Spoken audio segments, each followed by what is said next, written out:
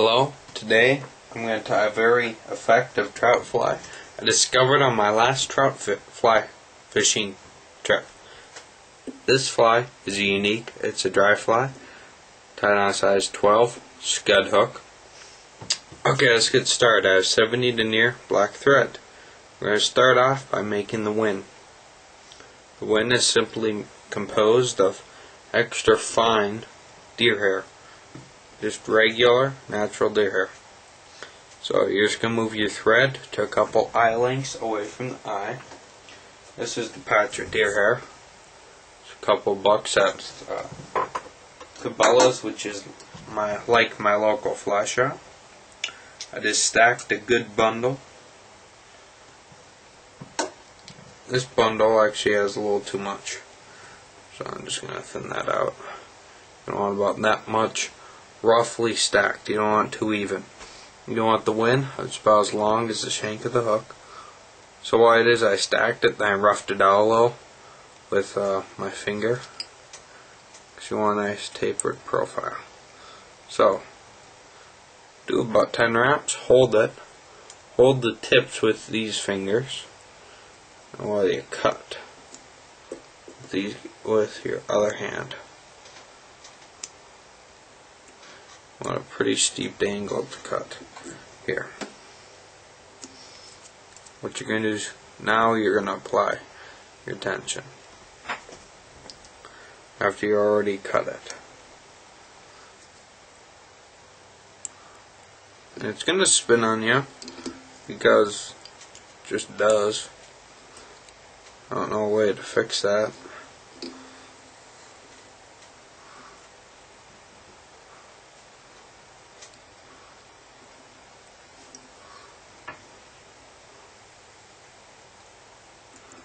This is a very effective fly.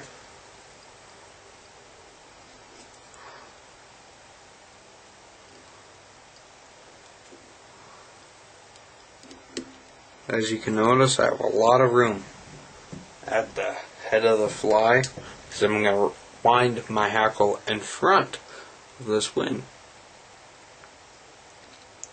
Apply super glue to cement it, because the wind's moving an awful lot.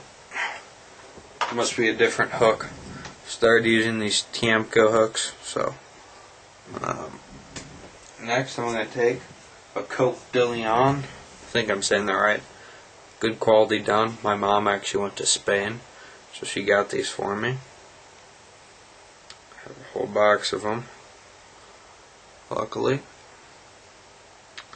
So what I'm going to do is take half a dozen strands. Go on about as long as the shank of the hook. Tie those right on. Fly may look a little rough, but guarantee you it will look excellent to a trout. Take some fine gold wire. I'm using this because, well, it's like the shine of the wire. It does add a little weight, so you're going to have to add fly float a little more. If you don't want to add it, perfectly fine. Find some other type of rib. You could use like a yellow thread if you want to. I have some next for the dubbing on this fine fly. I have some super fine Adam's Gray. It's like really fine dubbing, dry fly dubbing. Dub this sparingly. That means really thin.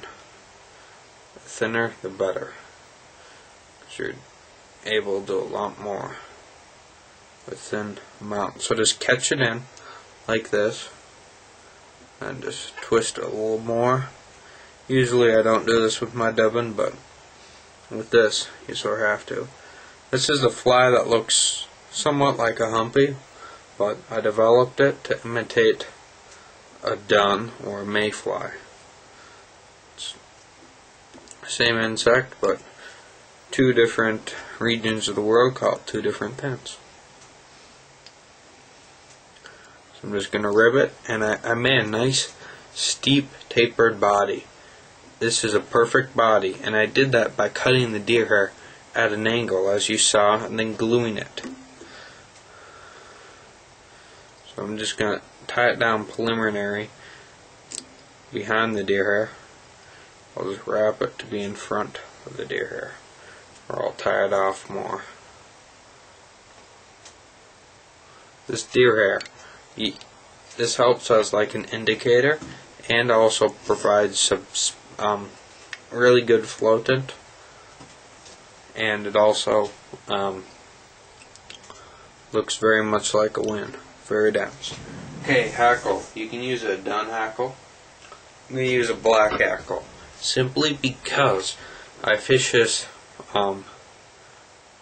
later during the day, and darker colors work better. You can certainly use a dun, up to you. You have to experiment with these hackle and color changes. These subtle changes can make a very big difference. This is going to sort of imitate like a blue dun, something like that. This is a size 12 for demonstration purposes. However, I fish this in a size 16. Just keep in mind that. That's why the design is sort of unique, you could say. So lightly hackle that. You don't want too much hackle.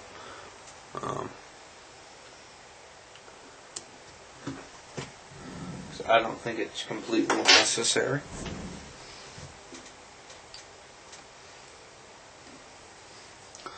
So do a couple half hitches, or you could do a whip finish. I'm going to do a whip finish real quick.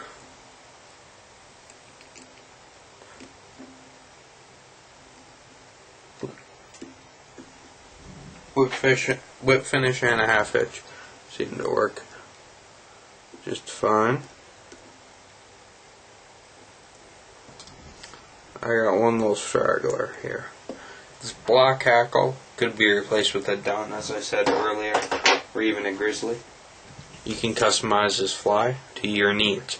It's just the basic design of the deer hair behind your hackle, the steep pitched body, the wide gap scud hook, and you know what? This fly can be adapted to any fly pattern. It's a style of tying. Just one fly that I picked to demonstrate. And the reason for that, I'll have to grab it out here, from the fish's view. If you look at the mayfly, the wings always sort of seem behind, because they're tilted back behind the hackle. Very realistic. This also casts a lot better, because the eye of the hook is not crowded, so number one, you can fish your line in there a little better. But you know what? I don't know why it casts better. Just does. Looks better, floats better, fishes better. This fly is practically indestructible. You could split your wings, but that's a pretty good win. Had like, I think 3 turns of hackle. Coq de Leon did fine. Super glue makes the fin secure. It will start to sink if you do not have fly float on it. I use a paste fly float. You could, well, I have several, but I actually take the paste, rub in my fingers to get it a little oily, and just put it right on that deer hair and right on that body. Very effective. And thanks for joining me. This is a style of fly that I developed just recently, and it's already proven itself quite a lot. Someone else has probably tied something like this, but I just discovered it. Hopefully you can take these same principles and develop your own flies, very effective trout flies. Well, thanks for joining me, and have a great day, and tight lines to all.